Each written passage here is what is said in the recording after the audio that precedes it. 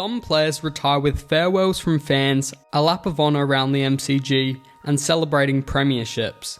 Some retire with injury and bad performances. And some play their last game not knowing that this was where it would all come to an end. These 8 AFL legends have won a total of 18 premierships and appeared in 176 finals games. Here are their last games in the AFL. Carey Ablett Jr. Towards the end of his career, Ablett was in his mid-30s, which limited his production on the field. He averaged just 15 disposals for Geelong in his final year, fighting through injuries that only allowed him to play just 12 games in the home and away season. Even though he wasn't fully healthy, the little master still wanted to play in the finals, and he got the opportunity that year when Geelong made it all the way to the 2020 Grand Final. He played just 5 minutes before he broke his shoulder and effectively ended his legendary career. Ablett didn't even score in his final game. Luke Hodge. Most people retire once, but Hodge did it 2 times. The first time in 2017 after Hawthorn failed to make the finals. Realising that retirement isn't as fun as playing in the AFL, Hodge was ready to get back on the field in 2018. He wasn't Mr. September anymore, and he couldn't defend like he used to, but he was still good enough to average 18 disposals in the final 2 seasons he played with the Brisbane Lions. However, once he broke 35, it was time to retire for good, leaving the game as the only number 1 draft pick to win a Norm Smith medal. Speaking of records, the Brisbane Lions had an excellent one in 2019, finishing second on the ladder in his final season. So everybody was left surprised that Hodge's last AFL game would come in Brisbane's semi-final against Toby Green and the GWS Giants that same year. Luckily for Lions fans, they got to witness a pretty good all-around performance from Hodge. In the game itself, he picked up 22 disposals, 5 marks and a tackle, while playing 81% time on the ground. Sadly for Hodge, Brisbane ended up losing the game 83-80 to the eventual grand finalists. Lee Matthews. In the 1985 season, Matthews averaged 13 disposals, 4 marks and nearly 3 goals a game at 64% accuracy. Now these stats are far from what Matthews used to average in his prime. He was an absolute beast. In 1975, Lethal Lee won that year's Coleman medal whilst averaging 22 disposals a game. It was his alternating position between the Hawks midfield and forward line that allowed him to do this.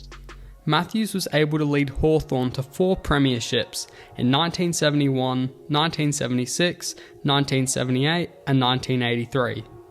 In his last season, Matthews had the help of Dermot Brereton, Gary Buckenara and Jason Dunstall, all of which led the Hawks to the 1985 Grand Final against Tim Watson's Essendon side, who they'd lost to in the previous year's Grand Final. This time, history repeated itself. In his last game, Matthews left the field with 14 disposals, 5 marks and a goal, but he couldn't stop Hawthorn from smashing his team by 78 points. Sadly for Lethal Lee, straight after he left the club, the Hawks went on to win 2 grand finals in quick succession, in 1986 and 1988. Wayne Carey.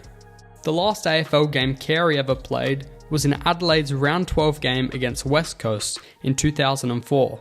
Carey was 33 at the time, and he was hampered with a knee injury that limited him to only 12 home and away games.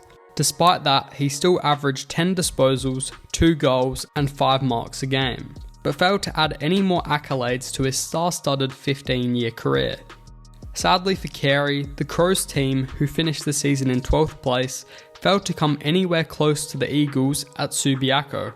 Even with Carey in his prime, the Crows still would have struggled to beat the Eagles, who went on to feature in the following year's Grand Final and win a premiership the year after.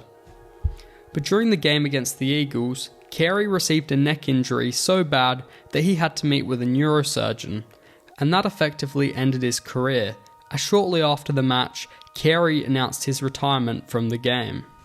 Lance Franklin. All throughout 2022, there was huge speculation that Buddy would retire at the end of the season. The man was 35 years old, but just 5 days before Sydney's grand final against Geelong, Buddy announced that he was re-signing with the Swans for another year. But after the Cats thumped Sydney by 81 points, Buddy admitted that he had the urge to leave the game for good, after having a poor performance in the grand final. He'd reached the 1,000-goal milestone, won 2 Coleman medals, and most importantly, 2 premierships. Everyone knew 2023 was Franklin's last season. The Swans weren't great that year, and Buddy averaged 9 disposals and only 1.5 goals per game, far from his 4.5 goals in 2008.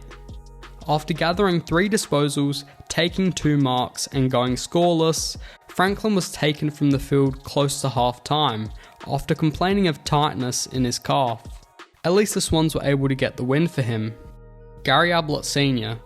While Geelong fans were watching the last game of Gary Ablett Sr.'s career, they had no idea that it was his last game. Ablett, who was only 28 at the time, entered the Cats finals campaign after a mediocre 1996 season.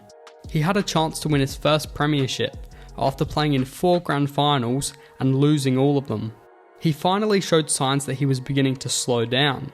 In 1996, Ablett only kicked 69 goals from 17 games. In Geelong's qualifying final against North Melbourne, Ablett struggled.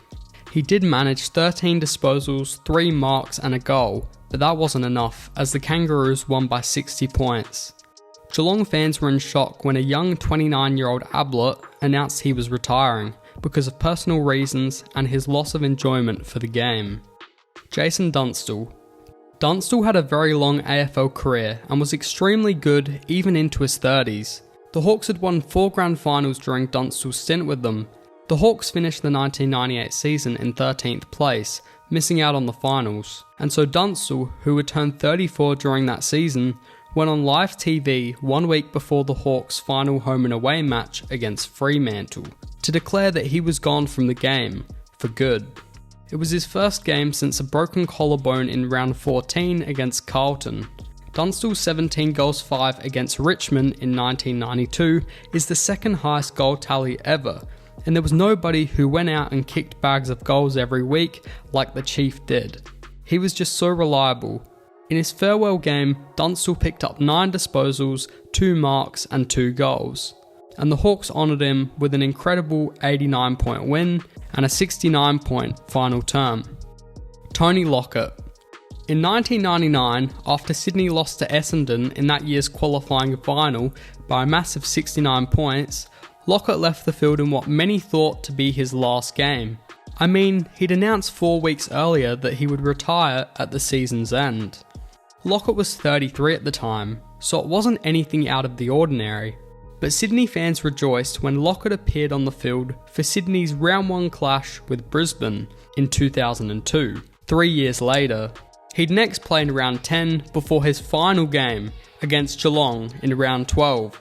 Lockett ended his career the same way he started it, a close loss to Geelong in front of a 20,000 strong crowd.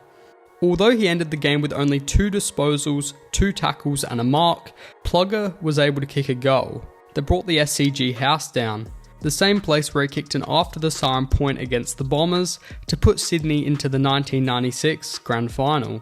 An amazing end to the career of arguably the greatest forward to ever play the game.